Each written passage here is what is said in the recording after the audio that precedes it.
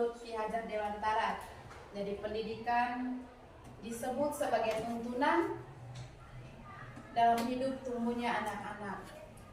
Tujuan pendidikan menurut Pak Ki Hajar Dewantara adalah menuntun segala kodrat yang ada pada anak-anak agar mereka dapat mencapai keselamatan dan kebahagiaan yang setinggi-tingginya baik sebagai manusia maupun sebagai anggota masyarakat. Oleh sebab itu, pendidikan itu hanya dapat menuntun tumbuh atau hidupnya kekuatan kodrat yang ada pada anak-anak agar dapat memperbaiki lakunya, bukan dasar, tapi hidup dan tumbuhnya kekuatan kodrat anak. Ada beberapa konsep utama pada budaya positif. Yang pertama, perubahan paradigma belajar. Yang kedua, disiplin positif. Ketiga, kebutuhan dasar manusia, motivasi perilaku manusia, posisi kontrol guru, keyakinan kelas, dan segitiga institusi. Yang pertama, perubahan paradigma belajar. Di sini pembelajaran dengan paradigma baru menciptakan membuat keyakinan sekolah supaya dengan keyakinan kelas. Kalau keyakinan kelas itu harus bersama dengan siswa. Yang berikut ada segitiga restitusi. Restitusi dikembangkan oleh pakar pendidikan Diane Golson berlandaskan pada teori kontrol Dr. William Glasser. Segitiga restitusi adalah suatu proses dialog yang dijalankan oleh guru atau orang tua agar menghasilkan murid yang mandiri dan bertanggung jawab. Jadi ada 3 tahap. Yang pertama itu menstabilkan identitas, yang kedua validasi kebutuhan, yang ketiga itu menanyakan keyakinan. Lanjut. Menstabilkan identitas itu teori kontrolnya, kita semua akan melakukan hal terbaik yang bisa kita lakukan. Yang kedua, validasi tindakan yang salah, semua perilaku memiliki alasan. Dan yang ketiga, menanyakan keyakinan itu kita semua memiliki motivasi internal. Yang pertama, menstabilkan identitas.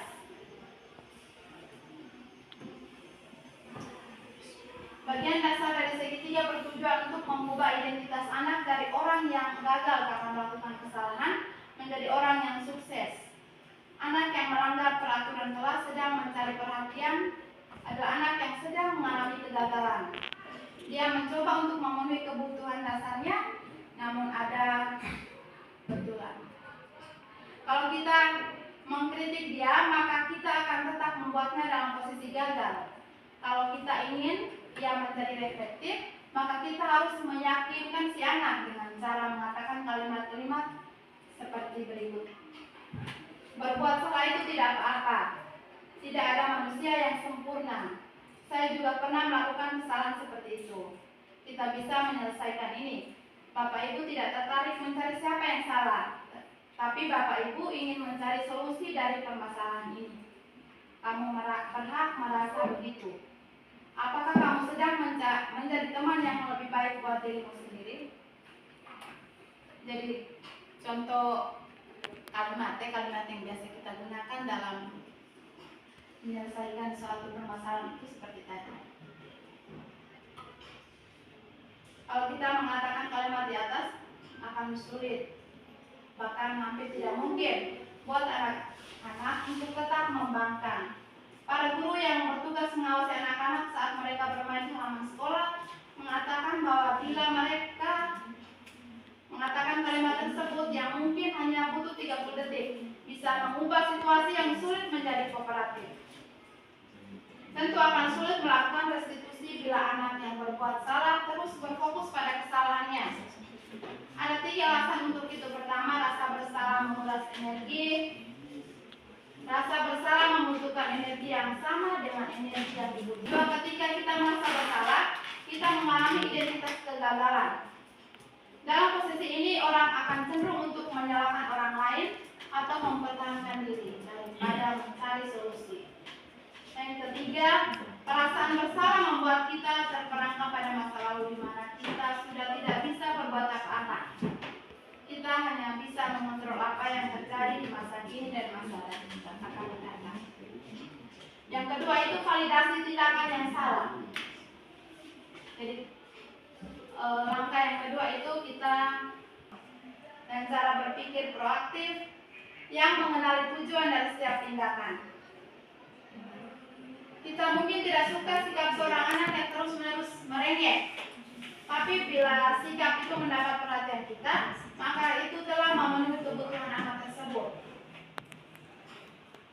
Jadi kalimat yang bisa atau pertanyaan yang bisa kita sampaikan itu seperti ini. Padahal kamu bisa melakukan yang lebih buruk dari ini ya. Kamu pasti punya alasan mengapa melakukan hal ini. Kamu patut bangga pada dirimu sendiri karena kamu telah melindungi sesuatu yang penting buatmu. Kamu boleh mempertahankan sikap itu, tapi kamu harus menambahkan sikap yang baru. Biasanya guru menyuruh anak untuk menghentikan sikap yang tidak baik, tapi teori kontrol menyatakan bahwa resep itu tidak manjur. Mungkin tindakan guru dengan memvalidasi sikap yang tidak baik seperti bertentangan dengan aturan yang ada. Namun sebetulnya tujuannya untuk menunjukkan bahwa guru memahami alasan di balik tindakan murid. Restitusi ini tidak menyarankan guru bicara ke murid bahwa melanggar aturan adalah sikap yang baik. Tapi dalam restitusi, guru harus memahami alasannya dan paham bahwa setiap orang pasti melakukan yang terbaik di waktu tertentu. Sebuah pelanggaran atau aturan seringkali memenuhi kebutuhan anak akan pengawasan, walaupun seringkali bertabrakan dengan kebutuhan lain. Mungkin kebutuhan akan kasih sayang dan rasa diterima, atau love and belonging. Kalau kita tolak anak yang sedang berbuat salah, dia akan tetap menjadi bagian dari masalah. Namun kita memahami alasannya melakukan sesuatu, maka dia akan merasa dipahami. Dan langkah yang terakhir itu menanyakan keyakinan. Mungkin para guru yang telah menerapkan strategi ini mengatakan bahwa anak-anak yang tadinya tidak terjangkau menjadi lebih terbuka pada mereka. Strategi ini menguntungkan bagi murid dan guru karena guru akan berada pada posisi siswa.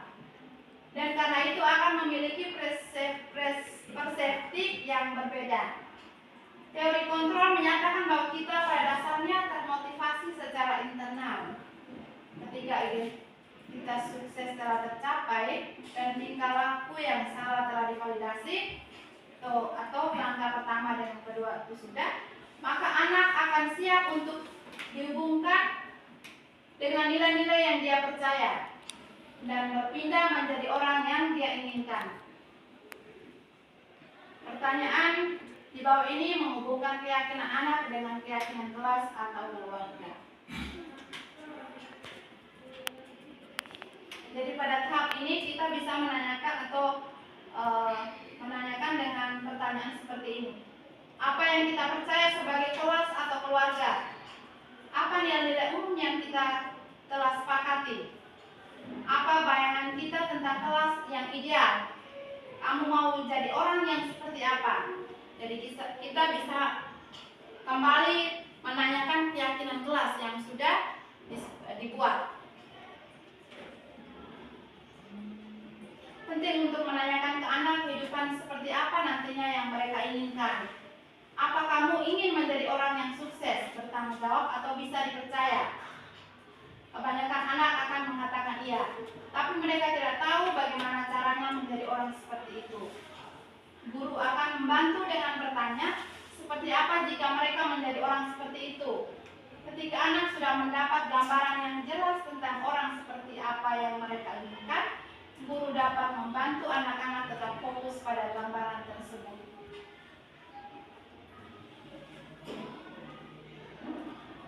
Oke, jadi materi atau tentang budaya positif sampai di sini.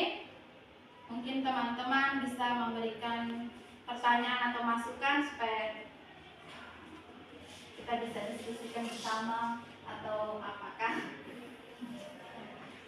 saya berikan kesempatan. Atau mungkin masih bingung terkait dengan keyakinan kelas atau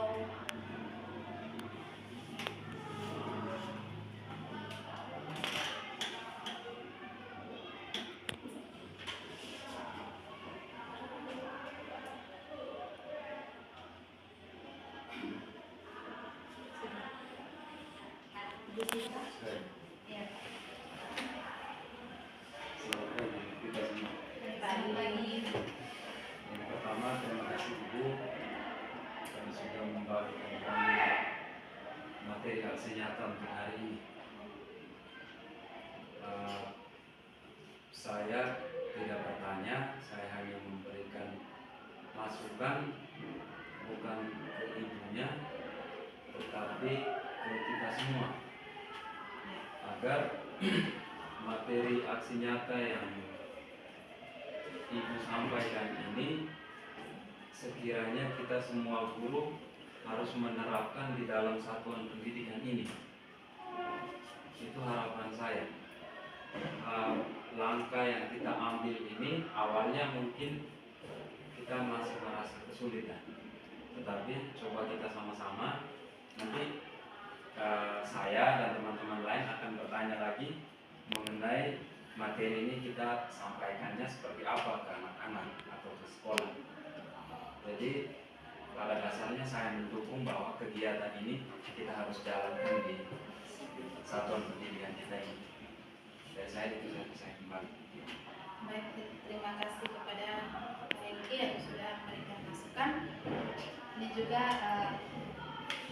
merupakan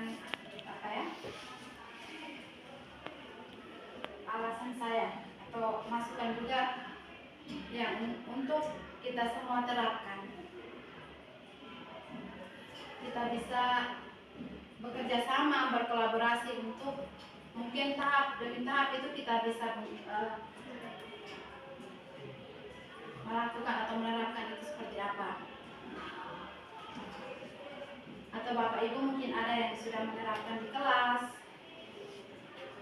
seperti keyakinan kelas atau kesepakatan kelas. Itu beda ya dengan keyakinan kelas. Ya, sekarang itu peraturan itu disebut dengan kesepakatan kelas. Tapi keyakinan kelas itu lebih memiliki nilai kebajikan. Jadi dia itu bersifat atau memiliki kalimat yang lebih positif. Misalnya tidak boleh buang sampah sembarangan. Berarti nilai kebajikan apa yang ada di situ? Nilai tidak boleh buang sampah berarti nilai kebajikan apa? Kebersihan misalnya, atau disiplin. Kita bisa membuatnya menjadi membuang sampah pada tempatnya. Berarti nilai kebajikan, disiplin atau kebersihan tadi yang ada diterapkan. Kemudian juga pada restitusi tadi, saya juga berharap kepada kita semua untuk menggunakan langkah-langkah seperti tadi ketika kita temukan anak-anak yang masalah misal terlambat atau apa, kita bisa menggunakan atau menerapkan posisi kontrol kita sebagai manajer. Yang diharapkan itu posisi kontrol kita itu sebagai manajer.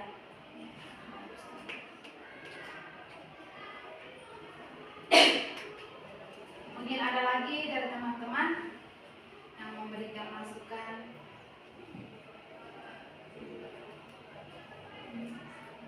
Agus, mungkin ada masukan atau pertanyaan.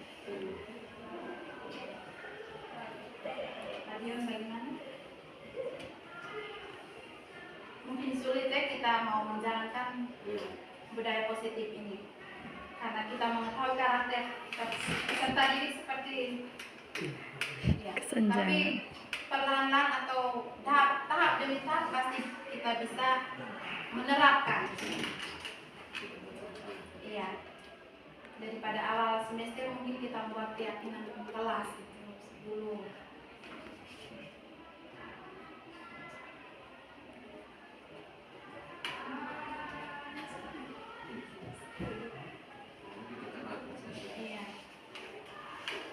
Jadi keyakinan kelas itu kita bisa tempelkan di kelas masing-masing. Mungkin itu dari wali kelas, tapi kita harus bekerja sama pihak guru itu sehingga harus memberikan masukan apa keyakinan kelas apa yang harus kita buat di kelas dengan di sekolah itu apa saja.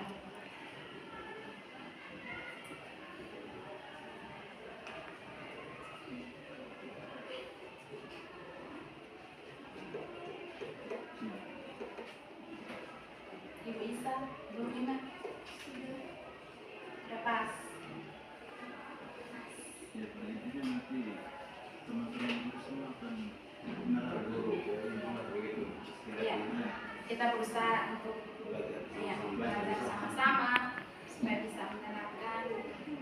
Kemudian berikut dari penjelasan yang tadi kita bisa oh selama ini ternyata saya punya posisi kontrolnya di sini, bagaimana supaya bisa menjadi manajer, berusaha untuk membuat yang lebih baik. Jadi diusahakan itu supaya posisi kontrol kita itu sebagai manajer. Ya.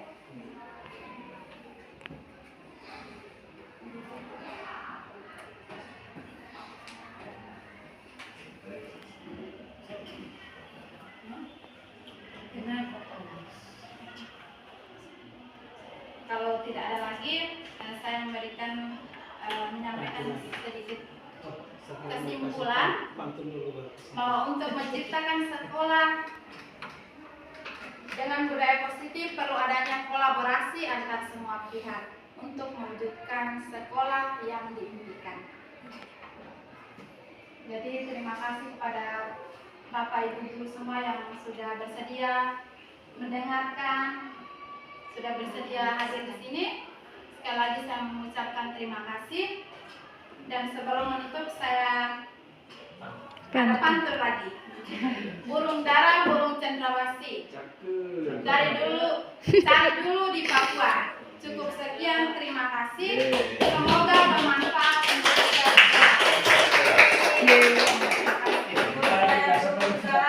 Sudah tutup tapi saya juga Ada pantun, membalas. tapi tidak ada pantun. Saya juga mau menyampaikan terima kasih kepada Ibu yang sudah memberikan ilmu atau aksi nyata untuk kita semua, dan semoga apa yang disampaikan itu kita dapat menerapkan di sekolah kita. Hanya itu saja yang saya sampaikan. Terima kasih. Tidak ada pantun.